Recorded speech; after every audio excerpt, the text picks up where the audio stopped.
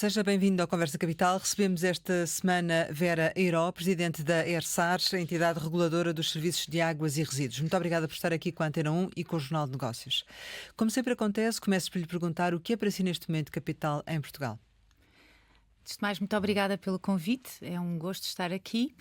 E para mim, capital em Portugal, importante para Portugal, é nós termos instituições que sejam robustas do ponto de vista técnico e capazes para decidir no tempo certo aquilo que há para decidir. Portanto, para mim, capital neste momento é isso. E talvez seja isso mesmo que se precisa na sequência do que ocorreu e que ainda está bem presente na nossa memória, que são os últimos incêndios e as chuvas que se seguiram.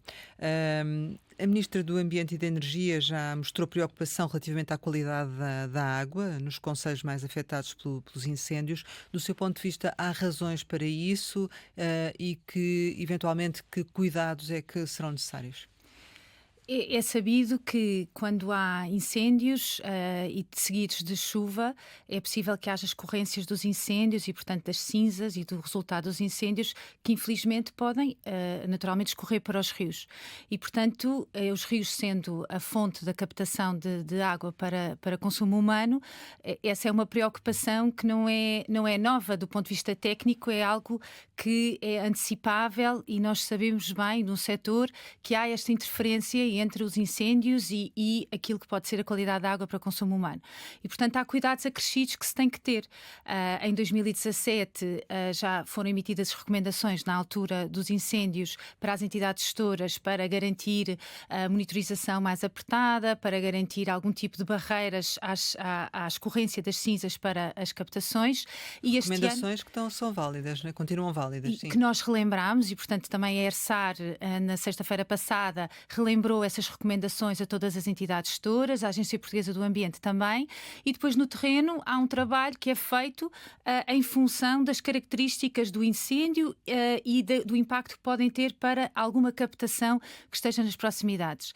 E, portanto, posso lhe dizer, isso não é trabalho da ERSAR, mas a Agência Portuguesa do Ambiente, em conjunto com os municípios afetados, instalaram nos rios mais relevantes uma tela que serve de filtro para garantir que as cinzas param e depois a tela é substituída quando fica colmatada, para garantir que nestes primeiros tempos de chuva, ainda bem que veio a chuva, possa haver esse cuidado. E depois há um cuidado adicional da monitorização que tem que existir sempre, mas quando há incêndios ainda mais, e por isso é que é tão importante também pensarmos na nossa política também de gestão florestal e de gestão dos incêndios, também tendo em atenção o impacto que pode ter na qualidade da água que utilizamos para consumo humano. A experiência diz-lhe, por outros fenómenos que cá tivemos idênticos, de que, independentemente dos cuidados que se possam existir, que haverá sempre alguma contaminação, ou não? O que é que podemos esperar? Nós não temos tido experiências negativas a propósito dos incêndios na qualidade da água para consumo humano. Pode haver um tratamento adicional que é feito, mas depois na experiência do consumidor não temos tido essa nota desse impacto. Há uma série de cuidados que são tidos no tempo certo, na certeza de que é seguramente um evento com muita relevância para a qualidade da água e, portanto, os cuidados têm mesmo que existir e têm mesmo que ser atempadamente feitas. Ou seja, para nos dizer isso é porque depois também há uma monitorização das medidas que são aplicadas para verificar se realmente produziram os efeitos que se pretendia. Sim, do ponto de vista de uma das medidas aplicadas é precisamente a necessidade de aumentar a monitorização que é feita da qualidade da água para consumo humano naquelas captações em particular. E, portanto, essa é uma das medidas cautelares, ou seja, para além do controlo regular que tem que ser feito, naquelas zonas as entidades gestoras aumentam o controlo precisamente para verificar se houve algum impacto do incêndio na qualidade da água para consumo humano. E, portanto, o vosso papel a este nível é sobretudo das recomendações e depois do acompanhamento posterior da qualidade. Sim. A propósito de qualidade, em 2023 registou-se 98,77% da água segura na torneira do consumidor. Creio que este é um valor abaixo do que já tinha sido registado há 1 ou 2 anos, que era superior a este valor. O que é que está a fazer com que ele vá diminuindo e não mantenha os 99% que existia? Manteve os 99%. Sim. Os 99% são sempre arredondados às unidades, não é? Portanto, nós temos já muitos anos seguidos de 99% de qualidade da água para consumo humano na torneira abastecida pelos serviços de abastecimento públicos, e aquilo que notamos foi que realmente nos 2 últimos anos há uma diminuição em termos de décimas do indicador de água segura. Ainda assim, nós estamos acima dos valores que estavam, por exemplo, em 2019. E, portanto, nós temos notado essa diminuição em termos de décimas. Aquilo que nós achamos que é a razão para isso está relacionada também com a forma como nós monitorizamos a qualidade da água para consumo humano e, no fundo, aquilo que é o programa de controle da qualidade da água que tem que ser feito pelas entidades gestoras e uma mudança de paradigma que foi inicialmente testada em 2022 de uma perspectiva voluntária, portanto as entidades gestoras que poderiam aderir a esta mudança de paradigma, e a partir de 2023 passou a ser obrigatória. E esta mudança de paradigma está relacionada com aquilo que nós chamamos com a avaliação de risco. Ou seja, até 2023, que agora é obrigatório, nós tínhamos um controle da qualidade da água que era fundamentalmente igual para todas as entidades gestoras, para todo o país, independentemente daquele que era o risco acrescido que pudesse existir na origem da água que era depois distribuída naquele sistema, portanto, na chamada água bruta. E, portanto, tínhamos este controlo igual para todos, em termos de número de análise e de parâmetros que deveriam ser analisados. A partir de 2023 passou-se a utilizar fez-se um upgrade, se assim se pode dizer, deste controle, e aquilo que nós exigimos é que, para além desta premissa base para todos, sejam testados parâmetros que implicam maior risco para aquele sistema em particular. Portanto, nós já sabemos, já temos séries temporais que nos indicam quais são as questões mais importantes e mais difíceis para cada sistema, e para esses parâmetros em particular nós somos mais exigentes no controle analítico que tem que ser feito em termos de frequência e em termos de componentes que são analisadas em cada controle analítico. Uma teia mais fina, digamos assim. Portanto, é uma teia mais fina, e não é só ser mais fina, é mais ajustada à realidade de cada sistema, porque, ao contrário da eletricidade, não é? A água é diferente, efetivamente, a água bruta no nosso país é diferente de zona para zona, e, portanto, há sítios com componentes diferentes, com valores paramétricos de base diferentes, e, portanto, nós temos que ajustar também o controle que é feito para ter mais atenção e mais foco às questões que são mais problemáticas. Ora, isso é muito bom do ponto de vista de controle e de robustez do sistema, mas isso significa que há uma maior probabilidade de haver incumprimentos, não é? Naturalmente, nós estamos focados naquilo que é problemático e, por isso, os incumprimentos vão existir com maior frequência. Portanto, mas não têm relevância eventualmente, ou seja, esses incumprimentos não são absolutamente relevantes, é isso ou não? Não, esses incumprimentos são depois tratados. Exato. E, portanto, são relevantes na medida em que mostra que há incumprimento que tem que ser tratado e que tem que ser remediado pela entidade gestora. Agora, tem um impacto no nosso indicador de água segura, porque o indicador de água segura é construído em função da frequência de análises que são realizadas e, portanto, há um número mínimo de análises que tem que ser realizada durante um ano no Programa de Controle da Qualidade da Água, e essa frequência é multiplicada pelo número de incumprimentos. E, portanto, se aumenta o número de incumprimentos ou se diminuiu a frequência por alguma razão, o indicador tem um impacto e o indicador pode decrescer. Então, isso significa que o número de incumprimentos só aumenta porque alteraram a forma de fazer a análise, é isso? Não é. Ou não necessariamente? Nós entendemos que essa pode ser uma das razões para justificar o aumento do número de incumprimentos, que é esta nova perspectiva de avaliação de risco. Portanto, era isso que nós também já estávamos a esperar. Portanto, antecipávamos que com uma nova abordagem, que é mais exigente, que houvesse um aumento do número de incumprimentos. Não lhe posso dizer que é 100%, estamos sempre a falar de percentuais e de análises, são mais de 500 mil análises e, portanto, não lhe consigo dizer que em todos os casos foi isso que aconteceu. Mas da nossa análise, nós entendemos que há de ser uma das principais razões, há de ser essa. Já no ano passado tinha dito que ia ser cada vez mais difícil manter precisamente os 99% de água segura na torneira. Portanto, essa dificuldade não se prende-se de facto com haver menos qualidade, com a qualidade estar a regredir, ou de facto com o facto de o controlo estar a aumentar e, portanto, evidencia mais o que não está tão bem? Eu acho que pode ser um misto de várias coisas. Portanto, eu não consigo dizer que seja uma resposta única para essa dificuldade que nós antecipamos que vamos ter. Porque o que é que nós vemos? Por um lado, temos este upgrade na forma como fazemos o controlo, que é mais ajustado ao risco efetivo de cada sistema. A partir de 2027, vamos analisar o risco efetivo das bacias onde cada sistema está localizado. E, portanto, há uma cada vez maior especificidade no controle, que pode ser uma das razões. Mas depois também há uma cada vez maior quantidade de parâmetros que são controlados, que passam a ser controlados, e portanto isso também justifica dificuldades no controle da qualidade da água e um eventual maior número de incumprimentos. E depois também há outra questão que é importante, que está relacionada com a primeira questão que me colocou.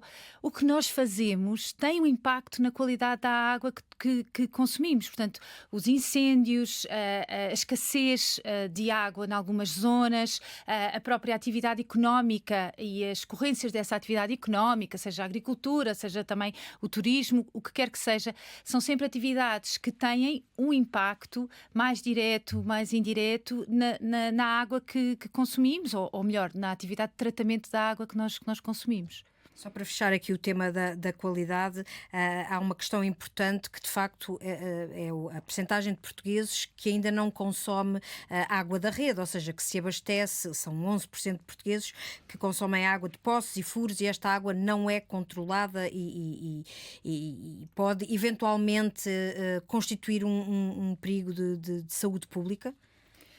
Bom, isso a ERSAR tem vários indicadores e relaciona os indicadores de várias formas e, para além do mais, também partilha os dados que tem com o setor para que possam também fazer a sua análise dos dados da ERSAR.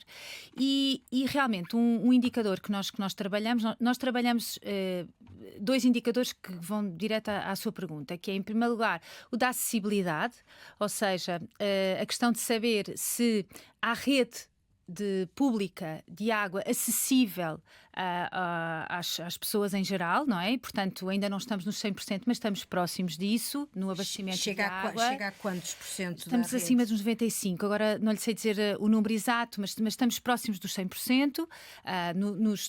Na gestão de resíduos urbanos estamos muito mais abaixo. No saneamento estamos nos 86%, por exemplo, que é a acessibilidade do serviço. E depois há outra coisa diferente, que é a questão de saber se eu tendo o serviço à minha porta, se eu me ligo a esse serviço ou não, que é a adesão. E na adesão estamos bastante abaixo dos 90% no abastecimento de água. Ou seja, isto significa que são pessoas que têm a rede à porta, mas que optam por não se ligar, quando na verdade há um dever legal de se ligarem à rede por uma questão de proteção do exclusivo e de uma questão de regulação económica também. Muito bem, não se ligam. O que é que isso significa? Significa que, se vivem na casa, estão a consumir água. Não há como, não é? Consomem água. Consomem água que há de vir de um poço, de uma sua captação, que é água que não tem o controle de qualidade que é garantido no serviço de abastecimento público. E, portanto, logo aí há um tema de estão a confiar numa água bruta que não é controlada. E isso, cada vez mais, é um risco. Portanto, é um risco para as próprias pessoas. Pode eventualmente contaminar a água da rede? Há um risco acrescido que tem a ver com... Há um controle para a abertura desses Há um desses controle, espaços, mas é não muito Sim. difícil. Portanto, as pessoas dentro de sua Pode não casa... haver fiscalização, mas é uma questão super difícil, porque imagina, há pessoas que têm uma torneira em casa e que ora ligam a rede pública, ora ligam a sua rede. Exato. E, portanto, se a rede pública não tem uma pressão alta que iniba a entrada de água do furo dessa pessoa na rede pública, ou se não tem uma válvula anti-retorno também instalada, a verdade é que há aqui algum risco. E, portanto, o tema da adesão é uma questão que é muito importante, sobretudo quando nós pensamos que a qualidade da água para consumo humano estamos nos 99%, não é? Portanto, está ali um bem público disponível e para as pessoas poderem utilizar. Foi construída a rede para que possam beneficiar dela. Os custos da rede devem ser partilhados por todos, não é? E, portanto, se estas pessoas não aderem como devem aderir, não só não estão a pagar uma série de tarifas de serviços que têm, por exemplo, os resíduos urbanos, não pagam a recolha de resíduos urbanos porque está inserida na conta da água, muitas vezes não pagam também o saneamento, portanto, por uma questão até de solidariedade, de partilha de custos, temos aqui um tema, mas é uma questão também da saúde das pessoas. Mas o que é que se pode fazer, do seu ponto de vista, para alterar essa situação? Esta situação é uma situação que tem que ser monitorizada pelos municípios. Portanto, é uma competência dos municípios fazerem esta monitorização, detectarem os consumos zero e iniciarem processos de contornação quando existam estas situações. E fazem-no? Alguns sim, outros não. Porque parece-me que não há uma visibilidade tão grande assim desta questão. As pessoas acham que eu escolho, mas não é bem assim, não é? Há interesses que estão aqui em causa, que são também interesses comunitários e que não é propriamente só o interesse da pessoa. A pessoa pode utilizar a água que capta, tendo naturalmente título que habilite para isso, para regar o jardim, para, enfim, todo o número de atividades que não implica o consumo humano. Mas para o consumo humano há que ter particulares cuidados para não interferir com a rede pública, número 1, naturalmente, e número 2, muita atenção ao risco que isto pode significar para a saúde humana. Os rios, barragens e as captações subterrâneas são os meios habituais de obtenção de água, e ainda a propósito desta questão da qualidade, mas agora também surgem novos desafios, não é? De ir captar água de outras fontes, e também se fala das chuvas, por exemplo, não é? Que até agora têm sido deixadas de fora. Penso que isto acaba por estar também um bocadinho associado à escassez, não é? De que forma é que vê a introdução destas novas formas de captação, e o que é que está a ser feito? Eu acho que nós estamos numa fase particularmente interessante do setor da água, porque há uma verdadeira revolução e uma oportunidade imensa, precisamente nesta noção de uma só água e numa gestão mais circular da água. E, portanto, começando, as águas pluviais, em rigor, acabam, não se perdem, não é? Podem não estar canalizadas, mas o tema principal, diria eu, das novas origens de água que nós temos que explorar, não está tanto nas águas pluviais, embora também esteja, naturalmente, mas está, por exemplo, na possibilidade que temos de reutilizar a água. E, portanto, utilizar a água que um dia já esteve nas nossas cozinhas para usos não prioritários, não para consumo humano, mas para regar campos de golfe, para a agricultura, para uma série de atividades económicas que podem deixar de fazer pressão sobre origens de água, que são origens de água que podem ser utilizadas para consumo humano, e passar a utilizar água que um dia já foi utilizada. E, portanto, a água residual, a chamada água mais, ou garantir a reutilização de água. Isso é uma forma muito importante que nós temos de garantir o aumento da oferta de água e, portanto, de água fresca e de água doce, como se diz. Isso é uma questão muito importante. Outra questão também muito importante e que está também a ser pensada e implementada, em particular no Algarve, tem a ver com a produção de água potável através de água do mar, através da dessalinização. Portanto, essa também é uma forma de nós garantirmos um aumento da oferta de água que vamos ter que ter. Portanto, nós na verdade, considerando os usos de água que temos atualmente e aqueles que se antecipa que virão a ocorrer, e considerando também as alterações climáticas e estas circunstâncias, nós temos séries temporais que indicam que vai haver menos chuva, portanto, menos frequência com maior intensidade no momento em que chove.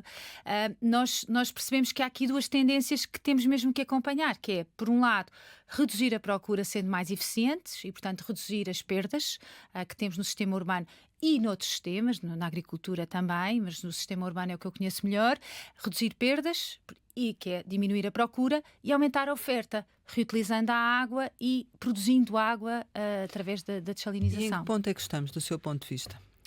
No início. Atrasados? Eu não sei dizer atrasada em relação ao quê, só lhe posso dizer que estamos ainda no início, mas já há muita coisa feita, mas estamos ainda no início e, portanto, sobretudo no tema da reutilização, estamos no início porque felizmente nunca precisámos de estar mais avançados, não é? Eu acho que às vezes quando nós nos comparamos com outros Estados que estão muito mais avançados porque precisaram de estar mais avançados. Portugal, do ponto de vista hídrico, tem uma situação muito favorável. Mas este ano viu-se confrontado com uma grande escassez e até com medidas de repente de urgência e de reduzir precisamente do lado do consumo e até captações de volume morto de albufeiras. Portanto, isto introduz aqui desafios que não estavam contemplados. Não, que já se sabia de alguma forma que haveria este potencial acontecimento na zona do Algarve e do Alentejo, é estudado e já se sabe qual é o potencial de escassez associado a uma menor quantidade de chuva, não é?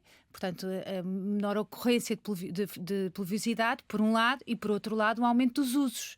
Não é? Não há escassez se não houver uso de água. E a questão está, no Algarve temos muita gente, temos muita atividade económica e ainda bem. Não é? E, portanto, a escassez vem do cruzamento destes dois temas.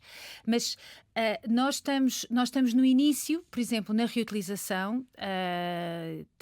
Os dados que nós temos é que apenas 2% da nossa água residual é reutilizada e, portanto, isso significa que para alcançarmos a meta dos 20% é preciso muito trabalho, mas já há muitos campos de golfe que estão a utilizar água reutilizada. Mas trabalho de quem? Dos privados, das empresas de águas, dos municípios? É uma coordenação e por isso é que se calhar é tão difícil, porque implica muitos intervenientes. Então, por um lado, é preciso garantir que aquela água que está a ser reutilizada não implica riscos para a saúde. E, portanto, daí o meu tema do capital é instituições robustas que consigam decidir de forma capaz e em tempo. Porque é preciso, no caso, pareceres da Direção-Geral de Saúde, para garantir que aquela água não implica riscos para a saúde humana. Certo. A Agência Portuguesa do Ambiente também tem que dar pareceres e é um tema novo. Não é? E, portanto, demora algum tempo. Depois, por outro lado, a ERSAR também tem aqui uma intervenção a propósito da equação económica que está aqui por detrás e, portanto, do investimento que a entidade gestora que gera um serviço público de tratamento de águas residuais tem ou não que fazer e como é que são repartidos estes custos para garantir que quem suporta estes custos da reutilização é o consumidor da água reutilizada, o utilizador da água reutilizada e não o consumidor dos serviços de tratamento de águas residuais. Isso também é um tema novo que também está a ser tratado. E, portanto, do lado público há todas estas questões que têm que ser dirimidas. Ainda do lado público, se pensarmos na entidade titular, mas do operador, a entidade gestora da fábrica de água, que é a ETAR, da Estação de Tratamento de Águas Residuais, também tem que ter capacidade para fazer a entrega. Tem que se desenvolver uma rede própria para garantir que a água residual chega ao local. E aí, normalmente, é o promotor, é quem vai utilizar a água residual que desenvolve e instala essa rede, que também tem as suas dificuldades, porque se o terreno for todo do promotor é mais fácil, mas se for de vários proprietários tem que garantir que há uma rede que passa desde a ETAR até ao terreno onde vai ser utilizado. Portanto, do ponto de vista de atividades para garantir que isto acontece mesmo, é preciso haver um alinhamento muito grande entre diferentes entidades. Mas faria falta. Mas isso está dependente de vontade política? Está dependente de uma estratégia que eventualmente não está a ser posta em prática ou não? A estratégia existe, a vontade também. Agora, é preciso as pessoas no terreno encararem como prioritário e irem avançando. Nós aliás, na última, tivemos uma inauguração em Óbidos de um campo de golfe que começou a ser regado. 30% da água do campo de golfe é regada pela água do Metar, que é gerida pelas águas do Tejo Atlântico, e agora a nossa preocupação é olhar para o procedimento todo e perceber porque é que demorou tanto tempo e onde é que parou, para nós também, enquanto entidades públicas, conseguirmos ser mais rápidos, porque isto é uma prioridade. Garantir a reutilização tem que ser uma prioridade para aumentar a oferta de água. Porque estava a ouvi-la falar e estava a pensar no problema das perdas de água nas redes de abastecimento, que é algo que falamos há imenso tempo, que efetivamente em algumas zonas já se avançou, mas ficamos também com a ideia que falta aqui alguma articulação em termos gerais para que efetivamente depois na prática produza os resultados esperados, que ainda não produziu, não é? Sim, nós temos, portanto, nesta lógica de aumento da oferta e diminuição da procura, a diminuição da procura passa muito pela eficiência da distribuição de água e, portanto, por garantir que as nossas redes olha, em bom português não tem buracos, não é? Exato. Portanto, para garantir que nós não estamos a transportar a água de mãos abertas, acho que isso é uma questão que tem que ser prioritária e tem sido feito investimento nisso e, sobretudo, monitorização. Às vezes nem é tanto um investimento de mudar a rede toda, é ser capaz de medir. E, portanto, eu costumo dizer que a principal prioridade aqui no uso da água é medir, perceber. Como é que estamos no âmbito dessa medição, nesta altura? Essa medição no setor urbano, eu acho que nós estamos, podemos, claro, sempre melhorar, mas estamos relativamente bem no setor urbano. Os dados são dados que são auditados pela ERSAR e, portanto, e são muito transparentes. Nós temos um relatório com todos os dados sobre todas as entidades gestoras nos 278 municípios em Portugal. E, portanto, do lado urbano, eu acho que essa medição é mais fácil também de fazer, de certa medida. No lado agrícola é mais difícil, portanto, porque depende muito de captações próprias e é difícil de perceber exatamente quanta água é que está a ser utilizada, por quem e quando. Mas é um desafio muito grande. Estamos a meio caminho no nível urbano das metas, em termos de percentagem do que é que foi feito, que é para fazer? Em termos de percentagem, só para termos uma noção. Sim, nós não medimos, não gostam nada quando eu digo isto, mas a verdade é mesmo essa. Nós não medimos as perdas reais em percentagem de água, porque as perdas são medidas em litros por comprimento do ramal e, portanto, uma entidade gestora que tenha muitos quilómetros de ramal e pode ter 10% de perdas, mas implica um volume muito grande de água que está a ser perdido. Portanto, nós não medimos as perdas reais assim. Medimos a água não faturada e isso realmente nós estamos com percentuais de água não faturada muito relevantes em termos médios, de cerca de 27% de água não faturada, e uma parte da água não faturada é perda real. Mas temos um país... Quando se fala de perdas reais e se fala em litros, são números muito impressionantes. Em 2022, porque os dados de 2023 só sairão depois em fevereiro, estamos a falar de 184 mil milhões de litros de água perdidos. Nem sequer temos noção do que é isto em é uma albufeira e meia de leite. Pronto, exatamente. E de investimentos de 5.500 milhões de euros que é preciso fazer nas redes para evitar isto e outras questões. Ou seja, como é que estamos a falar de um país que tem escassez de água e que de repente tem estas necessidades de investimento na rede e que tem estas perdas reais de água? Como é que isto se trava ou como é que se... Olha, acho que é importante nós vermos que o país é muito diferente, tem regiões muito diferentes, tem entidades gestoras com uma capacidade técnica também muito diferente. O país está dividido quase em duas velocidades. Mas eu acho que talvez pegando numa região, por exemplo, na região do Algarve, que acaba por ser um laboratório para tudo isto que nós estamos a falar, e aí conseguimos medir realmente as perdas reais em percentagem, porque é um sistema único. É um sistema único, portanto, pensando no sistema que abrange os 16 municípios, são 19 entidades gestoras, nós temos perdas reais na ordem dos 16 hectómetros cúbicos de perdas reais, são cerca de 20% de perdas reais.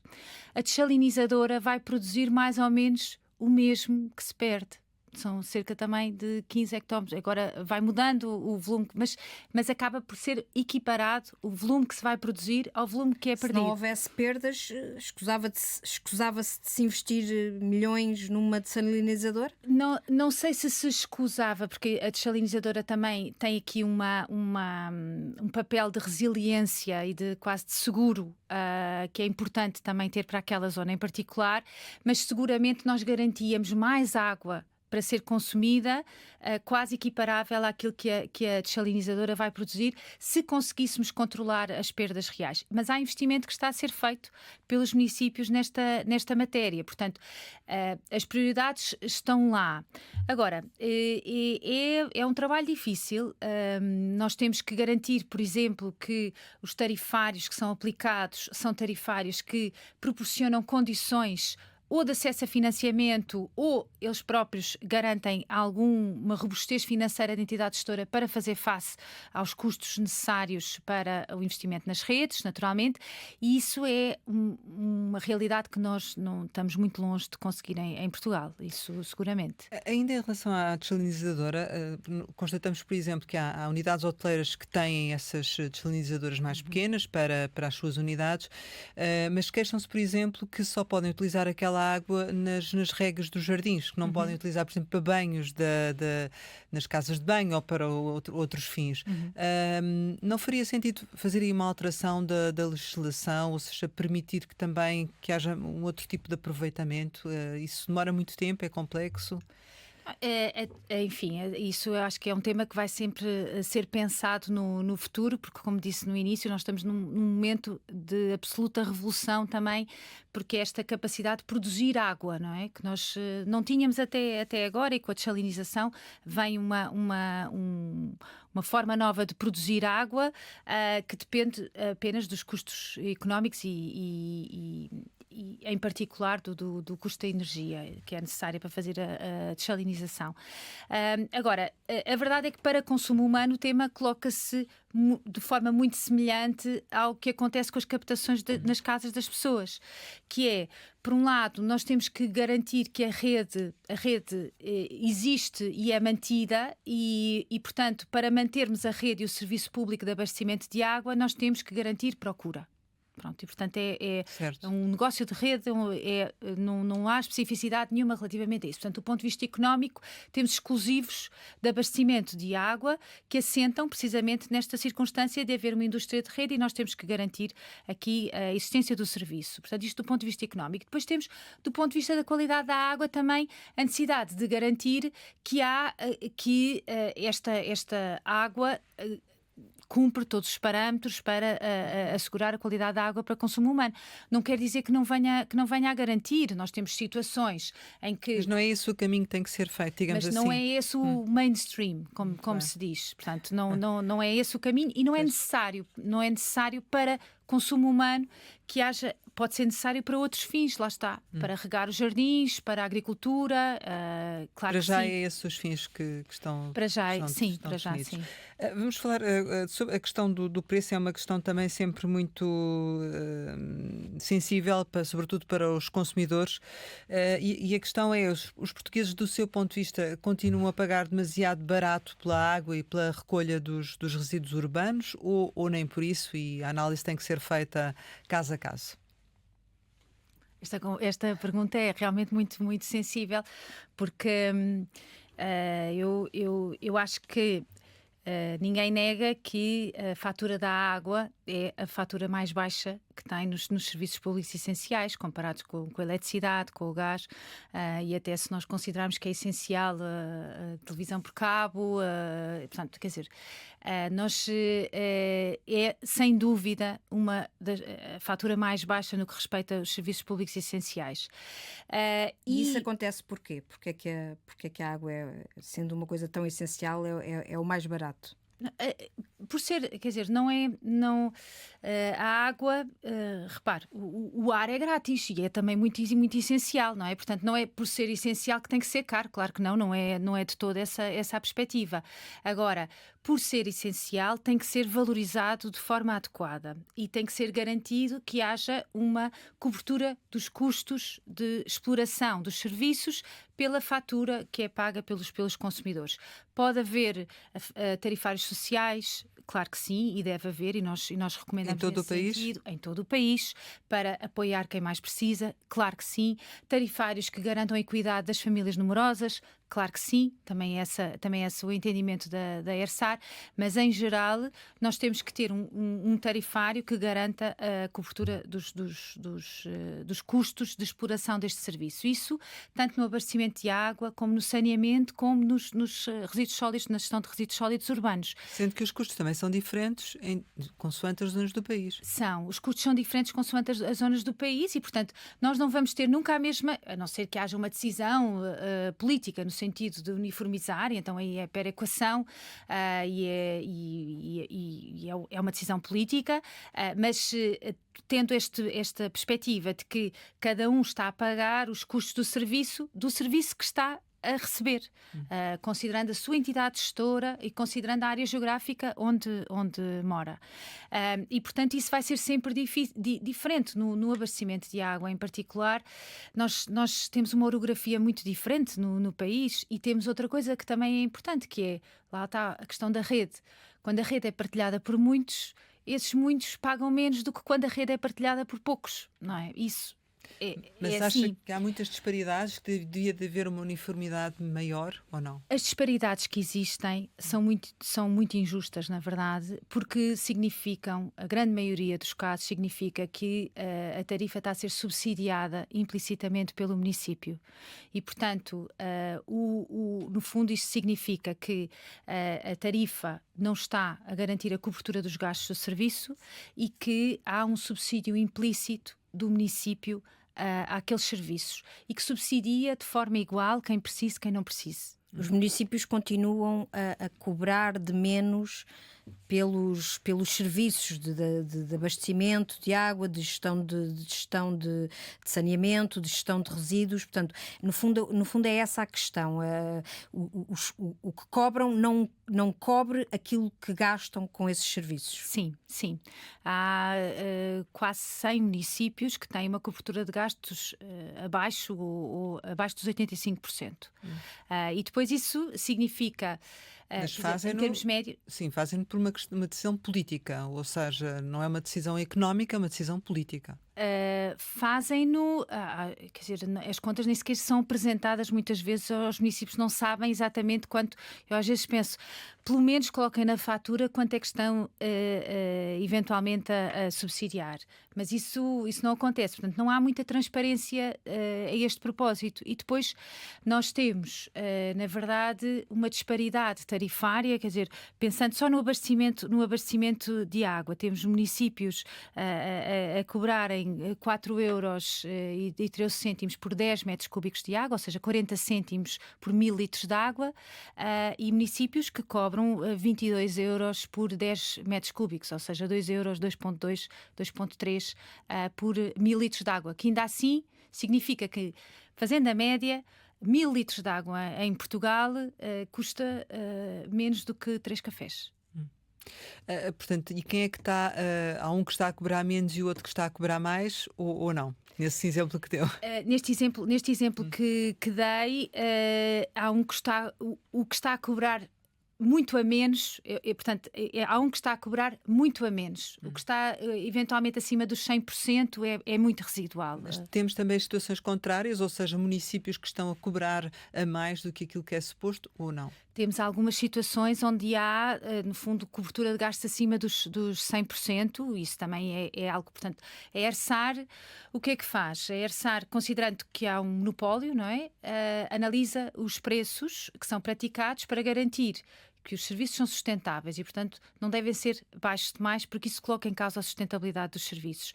Mas também, naturalmente, não podem ser altos demais e, portanto, nós sinalizamos também as situações que são muito residuais, e isso é publicado no nosso relatório anual, que são muito residuais de tarifa acima dos gastos. Então, quando falamos em uniformizar, e penso que está de acordo com essa necessidade, o que é que tem que ser feito? A uniformização tem que ser, desde logo, cumprimento da lei.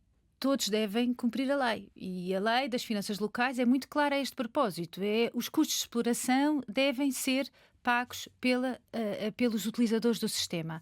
É o princípio do utilizador-pagador e é um princípio base para garantir a sustentabilidade dos serviços. Portanto, não há como pode haver, reparem, pode haver subsidiação pública do CAPEX, do investimento, por exemplo, Certo. claro que sim. E, inclusivamente, o tarifário social é subsidiado pela entidade titular, pelos municípios neste caso. Claro que sim. O próprio tarifário da água é um tarifário social, porque a recomendação tarifária da ERSAR vem, no fundo, orientar os municípios para que tenham escalões. E esses escalões são pensados de uma forma em que uns subsidiam os outros. Ou seja, o primeiro escalão, que são os 5 metros cúbicos, costumo dizer que é a água da sopa, é muito barato em todos os municípios, e é o segundo escalão que vai pagar o primeiro escalão. Portanto, toda a estrutura tarifária, se for seguida, é uma estrutura justa, que está pensada precisamente para garantir que todos têm acesso a este serviço público essencial. Agora, não seguir esta estrutura coloca problemas muito difíceis, seja na comparação entre vizinhos, todos comparam a sua situação e acham que quem está bem é quem paga menos, e não é isso que está aqui em causa. Então, quantos cafés é que é preciso para termos um valor justo? Para termos um valor, vai depender muito de entidade gestora para entidade gestora, não é? Mas quer dizer, o valor médio nacional da tarifa por metro cúbico é 1,4 e estaríamos ainda bem no que respeita à acessibilidade económica se chegássemos aos 2 euros por metro cúbico, 2,5 euros por metro cúbico. Mas isso depende de região para região e de entidade gestora para entidade gestora. Portanto, um dos cálculos que nós fazemos também nos nossos indicadores é o da acessibilidade económica, e realmente nós estamos numa situação muito confortável no serviço de abastecimento de água, aliás, nos 3 serviços que regulamos em termos de acessibilidade económica, precisamente porque os tarifários estão a ser, em muitos casos, implicitamente subsidiados. Ainda aqui no valor económico da água, vemos precisamente, e do que falou, que os municípios acumulam déficits tarifários na água, mas também nos resíduos, que ascendem a 239,5 milhões de euros. E também a água não faturada e as perdas de água também têm um valor muito elevado, e a ERSAR até já calculou que poderão custar muitos milhões até 2030. Como é que esta parte económica, precisamente do valor da água e destes déficits tarifários que se acumulam e do valor das perdas de água, como é que isto pode ser contornado? Porque não é desejável que existam, que estes números existam. Bom, não é feito de um momento para o outro. Acho que isso também é importante, que nós temos essa noção de que não se pode, do ponto de vista até social, dizer agora a tarifa é X e no mês seguinte vai ser 3 vezes mais ou 4 vezes mais. Portanto, não é feito de um momento para o outro. Mas há pequenos, grandes passos que têm que ser dados. Aliás, o tema do déficit tarifário é muito agudo, sobretudo nos resíduos sólidos urbanos, e, portanto, nós no Serviço de Gestão de Resíduos Sólidos Urbanos, nós temos na Baixa um déficit tarifário de 150 milhões de euros. Em termos agregados, acumulados 10 anos, chega quase a 1 bi, 920 milhões de euros de déficit tarifário no setor dos resíduos sólidos urbanos, e, portanto, nós temos que atalhar caminho, realmente, porque são serviços que estão a ganhar cada vez maior complexidade, não é? Este tema de nós sermos sustentáveis não é só dizer que somos sustentáveis, temos mesmo depois que fazer coisas. E essas atividades são atividades que normalmente têm um custo marginal crescente. Sobretudo nos resíduos sólidos urbanos, são atividades com custo marginal sempre crescente. Não seria mais fácil se fosse a ERSE, a ERSAR a mandar, peço desculpa, se fosse a ERSAR a mandar e se de facto pudesse definir tarifas, pudesse ter aqui um maior poder tarifário e se calhar fugiu uma boca para a ERSE, porque precisamente, por exemplo, na eletricidade é isso que acontece, é o regulador que define as tarifas, pelo menos no mercado regulado. Falta esse poder à ERSAR? Essa seria uma competência legal, não é? Que pode ser atribuída à ERSAR. Eu não sei se posso dizer falta essa competência à ERSAR. Não é uma questão de faltar a competência à ERSAR. É uma questão porque no final do dia é preciso cumprir. Quem quer que tome a decisão, se não forem os próprios municípios a tomar a decisão, têm mesmo que cumprir no fundo, esta lógica de sustentabilidade dos serviços para garantir que os serviços estão lá para além do ciclo político para o qual foram eleitos. E, portanto, a questão aqui mais crucial, parece-me, é o de garantir que as regras são iguais para todos. E todos cumprem as regras. Se isso for feito, se todos, portanto, garantir que não há consumidores de primeira nem consumidores de segunda, todos têm as mesmas regras, isso vai ajudar imenso aos decisores políticos a tomarem boas decisões, porque cumprem as regras e as regras são iguais para todos. E, portanto, começa logo por aí, garantir que as regras são iguais para todos e que todos cumprem as regras. E, portanto, a ERSAR, nesse domínio, aprovou um regulamento de qualidade de serviço, dizendo que o serviço de abastecimento de água e de saneamento e de gestão de resíduos sólidos urbanos implica estes direitos e deveres. E, portanto, os consumidores, onde quer que morem, têm estes direitos enquanto consumidores destes serviços públicos essenciais, independentemente da natureza jurídica da entidade que lhes presta o serviço. Se é um município diretamente, se são SEMAS, se é uma empresa local, se é uma concessionária, não quero saber. É consumidor, serviço público essencial, tem estes direitos. Isso é logo meio caminho andado. No que respeita à estrutura tarifária, também ter as mesmas regras para cálculo da tarifa também ajuda. Agora, a ERSAR, o que é que faz? A ERSAR, neste momento, segundo as competências que tem atualmente, a ERSAR analisa todos os tarifários e diz aos municípios onde é que estão mal. E publicita os parceiros e diz claramente onde é que estão mal e ajuda-os e vamos a assembleias municipais se for caso disso. Agora é preciso os municípios quererem. Mas eles depois corrigem essas situações ou não? Alguns sim. Aliás, a grande maioria segue as recomendações da ERSAR, sobretudo na estrutura tarifária. Há alguns sim, outros não. Mas então, agora, os municípios têm vindo a contestar aquilo que dizem ser o facto de o regulador ir definir tarifários. Estão certos nesta contestação ou, na verdade, não será isto que vai acontecer? Estão errados. Estão errados por duas razões.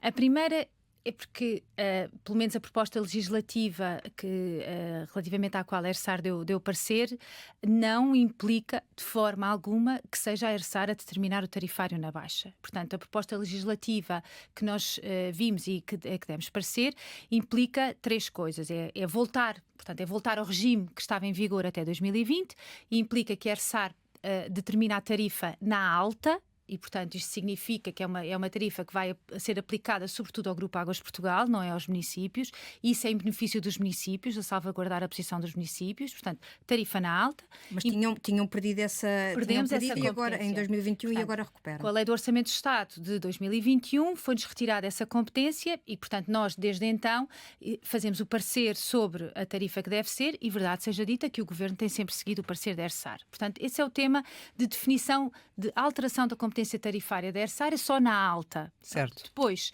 aquilo que nós poderemos passar a vir a fazer, que é aquela questão importantíssima das mesmas regras serem para todos. É as nossas recomendações serem regulamentos no que respeita à questão tarifária. Ou seja, serem vinculativas. Serem vinculativas. Isso é importantíssimo para o setor. É a tal questão de toda a gente tem as mesmas regras e todos sabem com o que contar. Mas isso na prática não é definir as tarifas? Não é definir as tarifas. Aliás, neste momento nós temos competências... No fundo, imagina, há um determinado município que pratica uma determinada tarifa e a ERSAR vai dizer não. Isso, avaliando aqui a situação económica, avaliando as necessidades, enfim, todos os parâmetros que já aqui fez referência, esse valor não é o correto e, portanto, vai ter que aplicar este. Enquanto que de antes era uma recomendação, agora de futuro vai ter que o aplicar mesmo. Não, mas não é isso que Não a é? ERSAR pode fazer. Não, não é isso. Isso vai entrar num pormenor discricionário, que é a decisão do município. Não é isso que a ERSAR vai fazer. O que é, portanto, esta questão do regulamento tarifário é o estabelecimento das regras. E, portanto, se são 5 metros cúbicos ou não, se há escalões ou não há escalões, e são sempre regras muito... com base em princípios gerais, e não é algo que na verdade já decorre da lei, mas é para ajudar os municípios a perceber com que linhas se devem cozer. Pronto, em bom português é isso. Agora, mesmo a aprovação de um regulamento tarifário pela ERSAR, eu acho que isto também é importante, nós não somos eleitos e, portanto, a forma de nós trabalharmos é seguindo procedimentos que são completamente transparentes e que implicam a participação ativa de todas as entidades que nós regulamos, dos consumidores, etc. E, portanto, há sempre a intervenção do Conselho Tarifário, onde os municípios têm presença, há sempre intervenção, consulta pública, portanto, não é de um momento para o outro a ERSAR vai definir regras que não é nada disso. E, portanto, mas isso é a segunda questão, que é Sim. a recomendação tarifária deixar de ser recomendação e nós passarmos a ter competência regulamentar, que é sobretudo importante nos resíduos sólidos urbanos, mais do que no abastecimento de água, até diria eu. Portanto, isso é o segundo tema, e que é voltar ao que nós tínhamos até 2021. Portanto, não é inovador. Nós tivemos de 2014 até 2020 um regime. Em 2021 foi alterado e é voltar ao que tínhamos. E depois Porque é que os municípios já vieram contestar e já vieram dizer que esse regressar ao passado viola a autonomia do poder local? Não sei. Não sei, porque acho que não, quer dizer... Junto de vocês não protestaram? Não, quer dizer, eu vejo as notícias, não é? Portanto, eu sei que foi essa a posição assumida, mas realmente é voltar ao que estava e que esteve em vigor até 2020. Ia-nos a explicar que depois há uma outra... O terceiro que é, em caso de incumprimento legal por parte dos municípios, que a ERSAR possa dar instruções aos municípios em caso de incumprimento legal. Portanto, não é uma situação de eu achar melhor e tu achares pior. É uma questão de violação de norma. Em termos de violação de norma. Portanto, não é um tema de discricionariedade, é violação de norma. Mas atualmente já existe essa violação de norma, em alguns casos. Sim. E vocês não podem atuar. Nós não, mas outras entidades sim. E aquilo que, portanto, esta alteração é uma alteração em benefício dos municípios.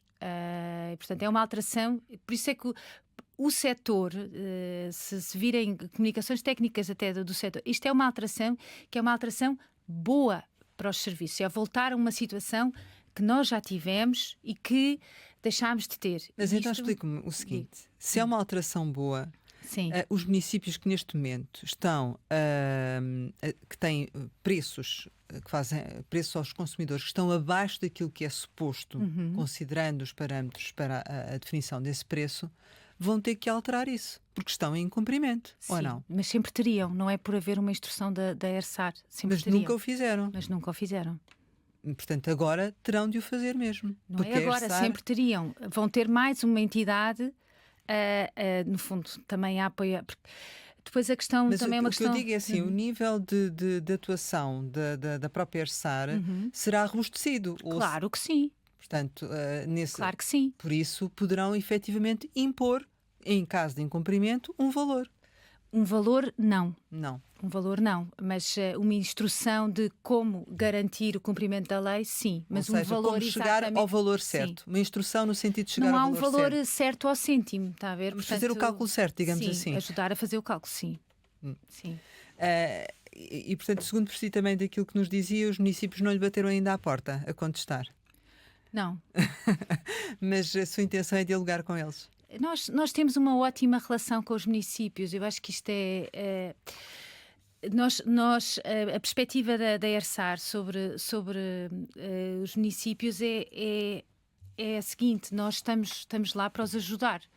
E temos uma relação muito direta, sobretudo com as equipas técnicas, um apoio muito grande que nós damos às equipas técnicas diário, seja em termos de qualidade da água, seja também em termos de gestão de serviços.